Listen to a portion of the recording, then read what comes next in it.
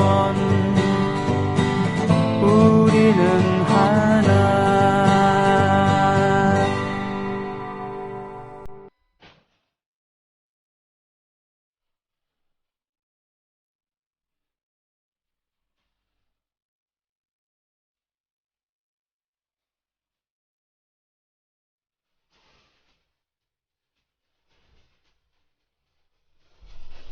최동호의 스포츠당.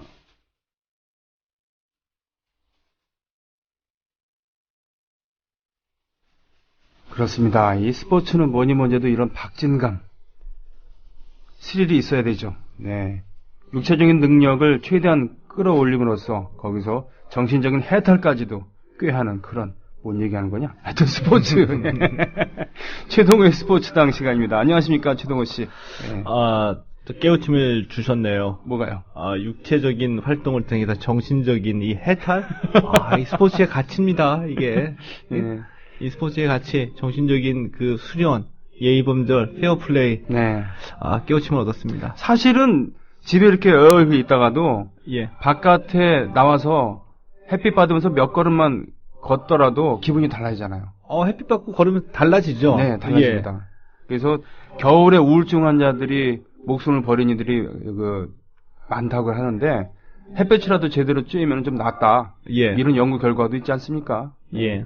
그러니 땀을 흠뻑 흘린 다음에, 노동도 좋죠, 그죠? 육체적으로 노동을 그렇죠. 한 다음에 땀을 흠뻑 흘린 다음에 느끼는 그런 개운함 같은 거. 예. 야, 이게 내가 살아있는 거구나. 뭐 이런 예. 느낌도 있는데, 그런 의미에서 지금 연일 땀을 흘리고 있는 소치 동계올림픽에 소치 선수들. 진짜 땀 흘리고 있대요. 땀 흘리지 않겠습니까? 저기 크로스컨트리의 한 선수는 더워서 네. 스키복 있잖아요. 네. 반팔에 반바지 스키복을 직접 제작을 해가지고 입고 뛰기도 하고 그날 그 반팔 반바지 스키복이 등장한 날에 낮 최고 기온이 네. 영상 18도. 그리고 올림픽 기간 동안에 평균 기온이 영상 8도. 그래가지고 소치 시내에서는 네. 반팔 입고 다닌다는 거 아닙니까? 그럼 평창 동계올림픽 걱정할 필요 없겠군요. 그죠?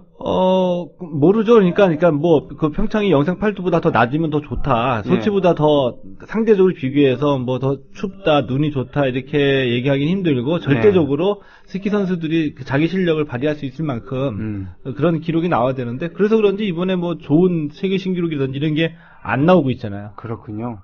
상대적으로 실내 종목들 같은 경우는 뭐 바람이라던가 바람이나 날씨에 의한 빙질의 영향을 덜 받으니까 좀 나았습니다만, 우리가 사실은 그 국가주의의 자태로 봤을 때 대한민국 선수단의 그런 메달 획득, 이것이 생각보다 저조하고 있죠, 지금 현재.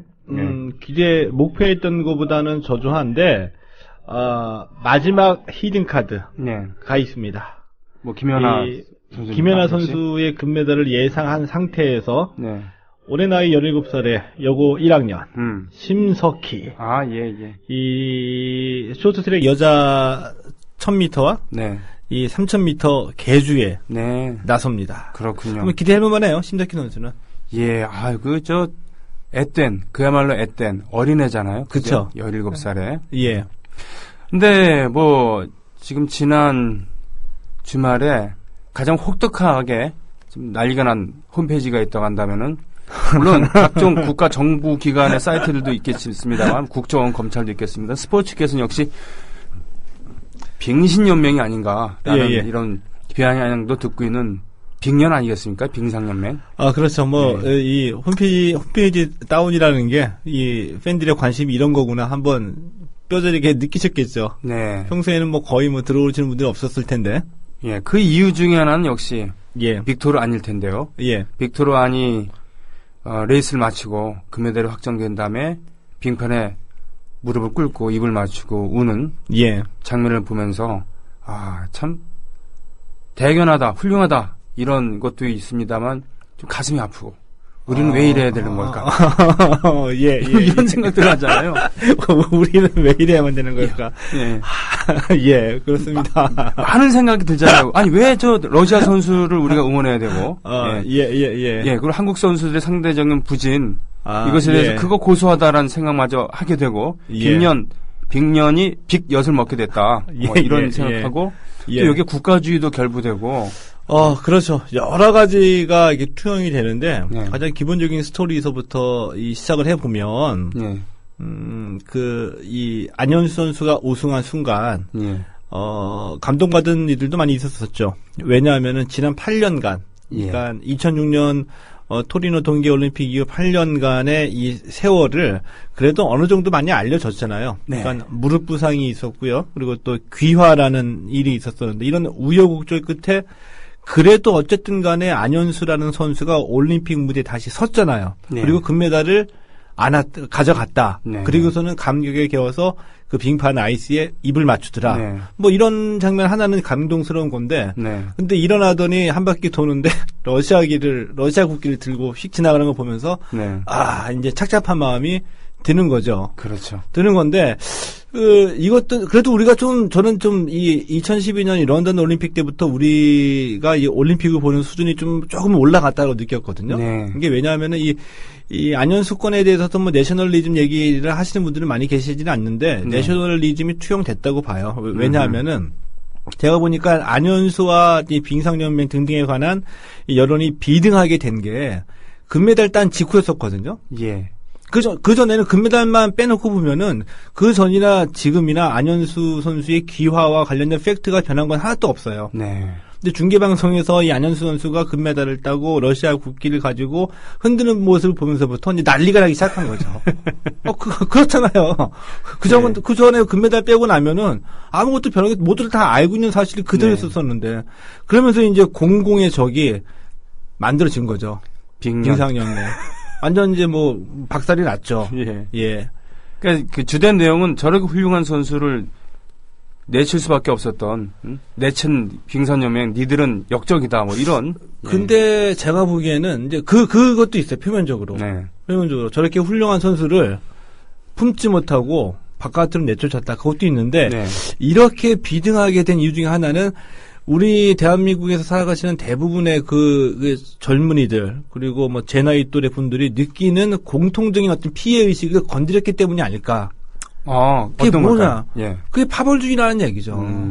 파벌주의가 스포츠에만 아니면 스포츠에서 이 쇼트 트랙만 그게 있는 것이냐? 근데 그거는 아니라는 얘기인데, 그러니까 우리 이 사회가 갖고 있는 어떤 고질적인 문제들, 근데 그 고질적인 문제가 어떤 이들에게는 기득권의 보호 체제가 될 수도 있겠고, 대부분의 사람에게서는 말 못할 그 직장에서 아니면 사업에서 하다못해 뭐 구멍가게를 하더라도 연고를 다 따지잖아요. 고향이 어디니 뭐냐 우리나라 사람들은. 근데 그런 데서 피해를 보고 계시는 분들의 공통적인 어떤 말 못한 심정을 콱 찌는 게 아니냐.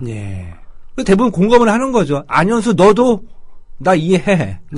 그런 심정이 아닐까 저는 그렇게 생각을 했었거든요. 한 체대와 비한 체대. 그리고 예를 들면은 축구 같은 경우는 이제 연세대 고려대. 그렇죠. 이런 얘기도 있고 그렇습니다만 안현수 선수가 한 체대 출신으로서 불이익만 얻은 것이 아니라 실제로 이익을 얻기도 하고 뭐 이런 겁니다. 그러니까 저는 안현수는 일방적인 피해자다. 뭐 이런 식으로 사고하는 것은 별로 이렇게 선악구도 몰아가는 것은 옳지 않다고 보거든요. 이제 그게 이제 지켜보니까 어제도 이제 제 페북에 드디어 이제 정의의 사도들이 이제 등장하기 시작했습니다. 그렇습니까? 요즘에 페북을 잘 못 보는데 바빠서 보니까 우리 이거 이름을 밝혀야 되나 말아야 돼. 제 후배 기자인데 울분에 차서 이제 또 한마디 올려놨습니다. 안현수가 왜 선이고 빙상연맹이 왜 악이냐. 안현수 자기 시인의 개인의 미래를 위해서 선택한 거다. 러시아 기아의 반은 그러니까 한국에서의 어떤 그 어려운 여건이었었고 반은 자신의 미래를 찾아간 것이다. 라고 이제 얘기를 하면서 맞습니다. 그러니까 안현수 선수가 처음으로 이름을 주목을 받게 된 게 2001년이었었거든요. 주니어 춘천, 주니어 세계 선수권 대회에서 우승하면서 하게 됐는데 여기에서 이제 정상적이지 않은 그러니까 대표 선발전을 거치지 않고 흔히 얘기하는 이제 그 협회 추천 또는 뭐 감독 추천으로 해가지고 2002년 그 솔트레이크 시티 동계올림픽에 대표팀에 합류하게 됐잖아요. 근데 거기에서 이제 그 비정상이죠. 누군가 입김에 의해서 그 당시에 그 전명규 맞아요. 전민규는 저 다른 데입니다. 전명규 지금 전무죠. 지금 전무십니다. 예, 부회장이니까 지금은. 예. 그분께서 상당히 그 힘을 들인 거죠. 힘 역시 한 체대 출신이고. 입김으로 이제 집어넣는 거죠. 네네. 집어넣는데 그것이 뭐 특혜 아니냐? 특혜 맞습니다. 네. 맞는데 이제 그거를 보면서 제가 약간 안타까운 것 중에 하나가 이게 일종의 이제 작용하고 반작용이에요. 네. 작용이라는 것은 뭐냐 하면은 안현수의 귀화와 이 소치 동계올림픽에서 안현수의 등장 그리고 안현수를 일방적으로 응원하는 데 대한 반감도 있다는 거죠. 네. 왜? 이전에는 뭐 예를 들면 특혜도 받았었고 무릎 부상에다가 무슨 뭐 이 파벌을 자기가 개혁하겠다는 그런 뜻을 가지고 러시아로 간 것도 아니고 네. 자기 개인의 미래를 위해서 간 건데 왜 이렇게 미화가 되고 선이 돼야 되느냐. 그래서 이런 사실을 왜 모르냐 해가지고 팩트를 제시한 거였었죠. 예. 근데 그 이후로 벌어진 사건들에 대해서 저는 불만이 많습니다. 얘기해 주시죠. 근데 그 이후로 이런 이제 새로운 반작용이 등장하게 되면서 안현수가 피해자다 아니다. 예를 들면은 빙상연맹이 가해자다 아니다. 이게 이제 그 서로 감정 싸움이나 논리 싸움이 붙기 시작했었거든요. 네. 근데 안현수 귀화의 논란의 핵심은 그게 아닙니다. 안현수 개인을 우리가 뭐 구제하기 위해서 그에게 다시 국적을 회복시켜주기 위해서 우리가 이런 얘기를 시작한 게 아니거든요. 그렇죠. 핵심은 뭐냐? 특혜를 받았던 간에 2002년 당시에 특혜를 받았으면 특혜를 안현수가 왜 받아야지 되느냐. 안현수 개인의 문제는 두 번째 치고 첫 번째는 특혜를 줄 수 있었던 구조. 누가 특혜를 줬냐. 그게 합법적인 거냐. 누군가의 입김에 의해서 특혜를 주는 빙상연맹이 정상적인 거냐. 이거를 먼저 봐야 된다는 얘기죠. 결국은 시스템의 문제라는 얘기군요. 예. 그죠? 그리고 만약에 피해를 입었다고 한다면 왜 피해를 입어야 되느냐. 파벌로. 그래서 빙상연맹의 잘못된 파벌이나 아니면은 뭐 밀실 이런 행정을 고치는 게 그게 목적이잖아요. 그렇죠. 근데 그 얘기는 뒤로 이제 가버리고 안현수를 옹호하는 데 대한 반감으로 해서 뭐 2001년에 뭐 특혜 받아서 대표 선발됐다. 뭐 그래도 이게 그 특혜다 아니다. 이런 거 가지고 이제 그 감정 싸움이 붙게 되면은 또 달을 가리키는데 우리가 달은 보지 않고 또 손가락만 보는 결과가 되는 게 아니냐. 그렇죠. 이 얘기를 하는 거죠. 예. 그러고 보니까 그렇습니다. 예를 들면은 그 국가기관에 의해서 저질러지는 여러 폭력적인 사태, 강정이 됐든 밀양이 됐든 이런 데서는 바로 그 국가기관과 주민들 간의 사이 이것이 핵심이 될 텐데 시간이 지나다 보면은 주민들 간의 갈등으로 그렇죠. 이것으로 이렇게 전환되는 걸 보거든요. 또 쌍용차 파업에서도 역시 그렇습니다. 회사와 노동자들의 관계 그리고 회사, 정부 그리고 노동자와 그리고 그 연대하는 그런 시민들 간의 관계인데 그것이 아닌 쌍용자동차 사측 사원, 사측 노동자가 그렇지 않은 대리연대 이렇게 돼버리니까 이 문제라는 거 아니겠습니까? 예, 알고 보면 다 똑같은 처지인데. 예. 사실은 이 파벌이라는 것도 빙산연맹 산하에 그런 일정한 계보가 있단 말이죠. 쉽게 얘기한다면은 뭐 한 체대 출신과 비한 체대 출신이 있는데 전명규 라인. 예. 전명규 라인밖에 없습니다. 지금 현재는 그렇습니까? 다 정리가 됐습니다. 천하통일됐습니다. 그렇군요. 이제는 그렇게 됐군요. 근데 문제는 그런 거 아니겠습니까? 예를 들면은 우리나라는 엘리트 체육을 하고 있어요. 엘리트 체육을 하고 있기 때문에 선수로 뛸 수 있는 자원이 일단 많이 있습니다만 그 안에서 국가대표로 갈 수 있는 사람은 별로 없고 국가대표 내에서도 일정 정도의 돈을 벌면서 운동을 할 수 있는 그런 지속성은 또 짧습니다. 그런데 선수가 되려는 친구들은 많으니까 아무리 걸치는 스타가 있다 하더라도 10년 동안 울거먹게 할 수는 없다. 뭐 이런 정서도 있었을 것 같고 그러니 대강 돈과 명예를 얻었으면은 게다가 아프기까지 하면 대강 은퇴하시고 후배들한테 길을 열어줘야 되는 거 아니냐라는 이런 시선도 있는 건 사실입니다. 그죠? 그런 시선도 있는데, 근데 운전 선수들이 국가대표까지 한 선수들이 왜 힘드냐 하면은, 그리고 왜 이 서열화가 되고, 파벌을 짓게 되고, 라인을 찾게 되냐 하면은, 이 은퇴하고 난 뒤에 가장 그나마 명예롭게 살아갈 수 있고, 품위 유지가 되면서, 주류로 살아갈 수 있는 게, 축구했던 사람들은 축구판에 남아 있어야지 돼요. 그렇죠. 그 빙상했던 사람들은 빙상판에 남아 있어야지 주류로 인정받으면서 품위 지키고 살아갈 수가 있거든요. 네. 그 안에서 자리를 붙잡고 바깥으로 튕겨 나가면은 나름대로 선수 세계에서는 이제 나고나 실패가 돼버리는 거죠. 그런데 예. 그 빙상 안에서 그 빙상판 안에서 자리가 얼마나 있겠어요. 그러게 말입니다. 기껏해야 지도자, 예를 들면 지도자라고 해도 뭐 대학서부터 쭉 가가지고 뭐 많지도 않잖아요. 축구도 마찬가지고 그 안에서 잡으려고 하니 얼마나 많이 그 치열한 경쟁력을 뚫어야 되겠습니까? 근데 네. 그런 경쟁력을 갖는 게 무슨 뭐 자격고사가 있습니까? 아니면 뭐가 있습니까? 형님 동생이 돼야 되죠. 네. 이러다 보니까 눈밖에서 딱 나게 되면은 완전 아웃이 된다는 거죠. 근데 이것이 가장 무섭기 때문에 그 수직 계열화라고 할까요? 네. 이런 식의 그 인맥이 구성된다는 얘기죠. 근데 제가 보기엔 이번이 네. 절호의 기회입니다. 절호의 기회. 왜냐? 2002년에 솔트레이크 시티 끝나고 난 다음에 2004년에 한번 크게 터졌었어요. 그랬었죠? 그 태릉 선수촌에서 여자 대표팀 8명 가운데 6명이 뛰쳐나왔죠. 더 이상 못 맞겠다. 못 맞겠다, 예. 예.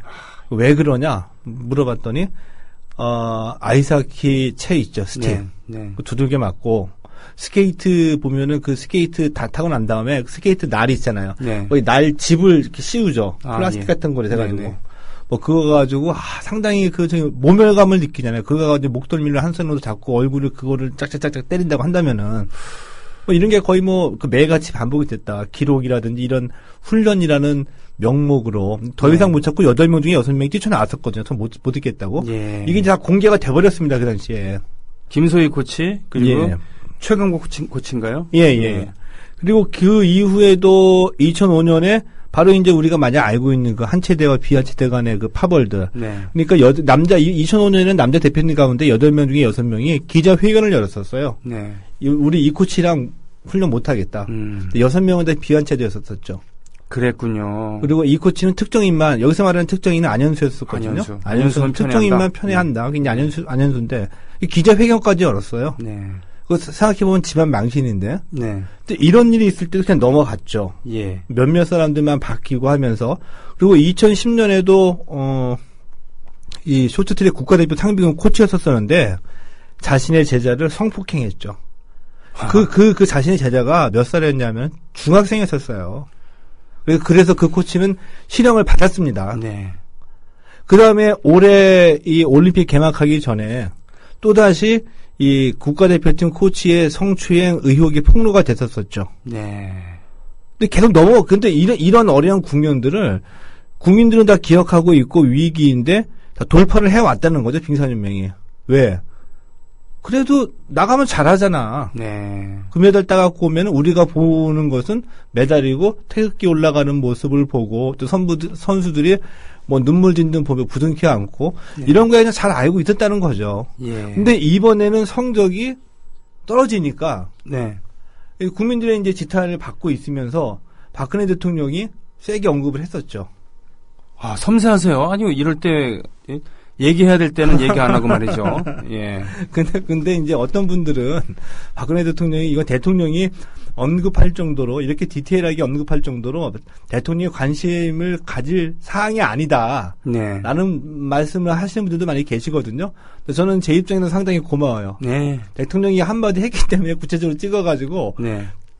그게 며칠이야, 그저께인가 정도에, 저는 이제 대통령이 그 국무회의에서 이 얘기 했다는 걸 몰랐었거든요. 네. 근데 갑자기 여기저기서 전화가 오는 겁니다.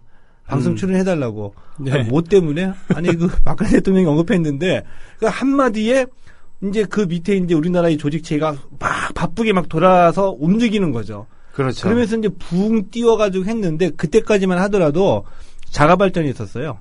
언론에서만 막 띄웠었거든요. 네. 근데 그날 밤에, 안현수 선수의 금메달이 터지니까 네. 이제 불이 붙은 거죠. 그렇군요. 그래서 지금 들리는 소문으로는 직접 확인이 안 됐지만 1월달 초까지만 하더라도 네. 빙상연맹의 고위 임원 A씨로 등장하시던 분 전명규 부회장이 네. 소치 현지에서 이제 나 돌아가면 사표 쓰겠다. 네. 라는 말을 이제 측근들에게 하고 있다. 네. 얘기가 나오고 그리고 문체부 아래서도 다른 데는 아니라고 하더라도 빙상연맹만큼은 반드시 바꿔놔야 되겠다. 이런 얘기가 나온다고 합니다. 그렇군요. 예. 사실은 근데 최강복 코치, 김소희 코치 10년 전에 그 사건으로 폭행 사건으로 선수촌을 떠나고 코치직을 사퇴했습니다만 지금 현재 TV에서 해설위원으로 활동하고 있잖아요. 해설위원으로 활동할 수 있죠. 근데 해설위원으로 활동하는 그 배경 자체가 예를 들면은 라인을 잘 탔기 때문이라고 보는 거죠. 대표팀이 다시 복귀하고. 근데 그 폭행도 있었지만 최강복 코치 같은 경우에는 2010년에 이거 잘 알려지지 않는 사건인데 음주운전하다 걸렸어요. 음주운전하다가 그래요? 사고를 냈어요. 네. 그런데 뺑소니 했었어요. 도망갔어. 도망갔다가 다시 돌아왔죠. 이런 전력도 있는 분입니다. 근데 그렇구나. 다시 이제 뭐 대표팀 코치까지 됐거든요. 네. 근데 뭐 음주운전과 예를 들어가지고 뭐 이 대표팀 코치 쇼트트랙과 무슨 관계가 있느냐라고 얘기할 수는 있겠지만, 네. 뭐 초등학교 코치도 안 돼도 예를 들면 도덕적으로 문제가 있고 예를 들면 성추행 그 경력이 있는 사람한테 예를 들면 네. 이런 사람한테 그 여자아이들 예를 들면 맡길 수 있겠습니까? 예, 그렇죠. 그리고 거기다가 뭐 음주운전에다가 무슨 뭐 사고 나니까 도망치고 이런 일이 있었었는데 이런 사람이 국가대표를 맡길 수 있겠습니까? 예를 들면 뭐 정권 14범도 대통령을 했잖아요. 뭐 그런 거 있는데 하여튼 한참 그게 그런 선수들이 지금 자신의 그런 종목이 있던 그런 빙상, 스케이트 종목에서 해설을 하는 걸, 자기를 때린 사람이 듣는 기분은 어떨까 싶기도 하고요. 네. 근데 문제는 지금 폭행이라던가 이런 것이 코치와 쉽게 얘기하면 선수들 간에만 이루어진 게 아니라 안현수 선수 지금 사진에도 올라왔습니다만 2005년도에 그 선배한테 나 군대 가기 싫으니까 좀 내가 1등 좀 할 수 있게 좀 해달라. 그랬더니 실력으로 하세요. 그랬다고 8시간이나 맞았다는 사진도 있습니다. 여기 눈이 부어있어. 오른쪽 눈이 안현수 그 당시 안현수 선수가. 그 얘기를 그 안현수 선수의 아버지가 안현수 선수 얘기를 안 했대요. 집에 가가지고. 근데 안현수 선수의 아버지도 그 맞았다는 사실을 모르고 있었었죠. 네. 근데 함께 맞았던 그 선수의 아버지가 안현수 선수의 아버지한테 얘기를 한 거야. 아니 그 아들 그 맞은 거 그거 어떻게 잘 치료했냐 이런 식으로 얘기를 한 거였었죠. 그때 돼서야 알고서 아들을 데리고 와가지고 얘기를 들어보니 기가 찬 거죠. 기가 찬 거죠. 그래서 딱 한 분, 이 안현수 선수의 아버지 이분은 이제 공항에서도 예를 들게 되면은 공항에서 기자들도 있고 일반 팬들도 있는 자리에서도 이 협회 연맹의 집행부를 만나가지고 강하게 항의하고 몸싸움도 하고 하다가 많이 알려지신 분이거든요. 네. 그래서 혼자 외로이 지금까지 빙상연맹의 예를 들면 뭐 제야로 혼자서 싸우신 분이죠. 네, 그렇군요. 이거 또 하나 영화 또 하나의 약속이 연상되는 그런 장면이에요. 그죠? 분명히 부조리는 존재하고 권력에 의한 그런 폭력도 있는데 이걸 다 쉬쉬할 수밖에 없는 왜? 동네가 좁으니까 찍히면 안 되니까. 그렇죠. 그런데 제가 봤을 때 박근혜 대통령 저는 상당히 감사합니다. 체육에 이렇게 많은 관심을 가져주셔가지고 저 깜짝 놀라는 일이 있었거든요. 작년 6월에 전혀 기대하지도 않았는데 역대 어떤 대통령도 말하지 않은 내용을 언급을 했어요. 체육단체의 부조리가 심하니 한번 조사 한번 해봐라. 6월 때 언급했거든요. 그때서부터 또 우리 정부기관 내의 그 조직들이 엄청나게 움직였죠. 그래서 체육단체 전부 다 특별 감사에 들어갔습니다. 그러면서 한 10월 정도 되니까 새롭게 차관이 된 김정창안이 발표를 했어요. 체육계 내부에 부정과 부패가 너무 심하니 개혁을 하겠다. 그러니까 왜 이렇게 부정과 부패가 심한가 진단을 해보니까 체육단체가 사유화가 돼 있다라고 정확하게 짚었어요. 정확하게 체육단체 사유화가 돼 있다. 그래서 단체의 사유화를 막기 위한 대책으로 이 지배구조, 그러니까 이 회장과 임원들의 임기 등등을 고치겠다, 중임을 제한하겠다고 얘기를 했거든요. 근데 그래놓고 난 다음에 이제 특별감사 결과를 지난 1월 중순쯤 발표를 했는데 많이들 기억하고 계실 겁니다. 예를 들면 뭐 공수대연맹은 회장이 자신의 자식, 며느리, 부인 다 임원들을 앉혀놓고 국가대표 그 훈련비 삥땅 치다가 걸렸죠. 그리고 뭐 야구협회 같은 경우에는 뭐 세계 청소년 선수권 대회에 참가한다고 참가비 등등 해가지고 이중으로 처리해가지고 걸리고요. 네. 그리고 뭐 배드민턴 이런 데는 국가대표 선수들 훈련하라고 좀 용품, 후원용품 다 빼돌리다 걸리고 이렇게 걸린 게 337군데가 되거든요. 네. 엄청났다는 겁니다. 그러게요. 근데 이 특별감사 결과 발표를 하면서 김종 차관이 체육 개혁안으로 제시한 게 언제 어찌된 일인지 네. 변했어요. 어떻게요? 이 지배구조, 단체의 사유화를 막기 위해서 지배구조를 개선하겠다. 그래서 단체장들의 중임을 1회로 제한하겠다. 네. 라고 작년 10월에 얘기를 했는데, 네. 10월 달에는 갑자기 시스템의 문제다. 네. 라고 얘기를 하더니, 체육 공정위원회. 네. 그리고 뭐 3.0 위원회. 이 위원회 만들겠다. 예. 위원회 만들어서 체육을 개혁해. 이렇게 얘기를 했거든요. 그렇군요. 그러니까 쑥 들어간 거죠. 그리고 그러면서 그때 발표를 하지 않았어요. 숨겼죠. 뭘 숨겼냐면은 중임을 1회로 제한하겠다라고 했는데 단 예외 조항. 재정 기여도. 그러니까 기업인들 돈 내는 사람 있으면 다 풀어주겠다는 얘기인데 그렇게 되면 지금 한 2분의 1 이상은 전부 다 풀어주겠다는 얘기거든요. 네. 그 개혁이 후퇴한 거잖아요. 예. 근데 그 당시에 기자들 딱 한 명 빼놓고 네. 이거 짚은 사람이 없었어요. 그냥 차관이 불러주는 대로 다 받았었죠. 3.0 위원회 만들고 무슨 체육공정위원회 만들고 그 핵심을 잡지 못하고 다 그냥 받았었죠. 근데 한 군데에서 개혁의 후퇴라고 해가지고 네. 비판하는 기사를 내보냈거든요. 아, 그렇습니까? 예, 근데 이 속사정은 그 리포트를 네. 박근혜 대통령이 인도 순방 기간이었는데 그곳에서 봤습니다. 그리고 열받았다 그러더라고요. 김종 차관한테 크게 뭐라고 질책을 했습니다. 근데 그때부터 이제 김종 차관이 빠릿빠릿하게 돌아가가지고 결국은 손을 봐야 되겠다라고 계속 애쓰고 있는데 네. 박근혜 대통령이 먼저 이번에 또 안현수 사건이 터지면서 네. 안현수를 언급을 한 거잖아요. 네. 그러니까 김종 차관의 입장에서는 자신이 살기 위해서라도 개혁을 하지 않을 수가 없는 상황이 돼버린 거죠. 네. 그 대표적인 케이스로 빙산염이 걸린 거고요. 그렇군요. 어떻게 보면은 국가주의, 우리나라에서 태릉 선수촌을 만들고서는 그리고 성과주의로 엘리트 체육으로 국위를 선양하겠다라고 했던 것이 바로 선대 박정희 1세였고, 네. 그 그렇죠? 전통을 이어받아서 이 박정희 2세도 관심을 갖고 있는지 모르겠습니다만, 그렇습니다. 지금 안현수 선수에 대한 이야기를 하면서 빙산영맹 얘기하고, 결국은 시스템, 그 중에서도 사유화의 문제, 지금 짚어주셨습니다만, 대표적으로 축구협회도 결코 자유로울 수 없네요. 그죠? 예. 그렇죠. 대한축구협회인지, 현대축구협회인지, 몽준축구협회인지 말이죠. 그거 깨는데 얼마나 오랜 시간이 걸렸습니까? 근데 네. 결국 지금도 깨지지는 않은 거죠. 그렇죠. 범현대가가 있으니까. 네. 그분들이 정치인들이나 기업인들이 협회를 맡게 되면서, 그러니까 그 굉장히 효용 가치가 있어요. 빛나는 자리에 많이 나가게 되니까. 네. 그런데 대리인을 내세우게 되잖아요. 네. 예를 들면 무슨 이 회장님이나 국회의원 이상의 그 고위 그 직에 있는 분들이 협회에 축구협회에 나갈 일은 없잖아요. 그 대리인을 내세워야 되는데 그 대리인들이 대부분 다 호의한다 이거죠. 호의한다. 예. 그리고 대표적으로 그게 조중현 회장이 있었었고. 그렇군요. 빙산연맹에서는 고위 임원으로 표현이 됐던 전명규 부회장이 있었었고. 예. 더불어 행복한 세상. 너와 나의 꿈이 눈앞에. 국민 TV. 도종환 선생의 시에 흔들리지 않고 피는 꽃이 어디 있으랴라는 대목도 있고요.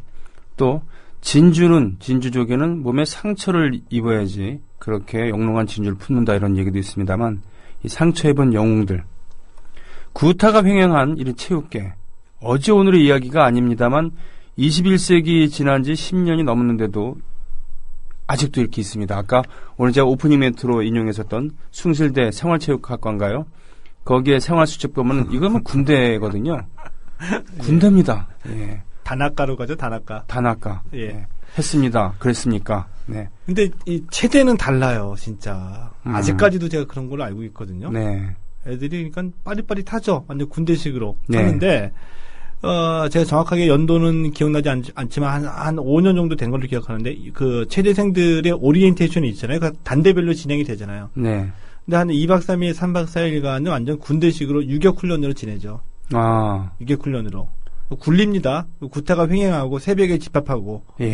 그러다가 용인대학교에서 이 너무 심한 구타로 인해서 아직 입학식도 제대로 치르지 못한 그 새내기가 한 명이 사망했죠. 아, 그런 일이 있었어요? 예, 용인대학교에서. 네. 근데 그 학교에서는 책임을 안 집니다. 안 지는데, 그런 일이 간혹가다 발생하기 때문에 부상 당하거나 이런 일이 발생해가지고, 못하게 하고 있는데도 아직까지 근본적으로 변하지 않아요. 저는 그 변하지 않는 이유 중에, 첫 번째 이유 중에 하나가 뭐냐면은, 학교 측에서, 그러니까 교수들조차, 변화를 거부하거든요. 겉으로는 바꾸겠다고 하지만, 왜 그러냐 하면은, 그게 최대생이라고 믿는 거예요. 더 엄청난 얼차려와 엄청난 기합과 엄청난 그 서열 관계의 위계 질서가 최대의 전통이라고 굳게 믿고 있는 거죠. 그 의식이 바뀌지 않는 한 어쩔 수가 없어요. 그렇군요. 인식이 바뀌지 않으면 어쩔 수 없다. 그러니까 무엇보다도 인식의 전환이 이루어져야 된다. 근데 저는 뭐 기대하기는 힘들 수도 있다고 봅니다. 지면제로서는.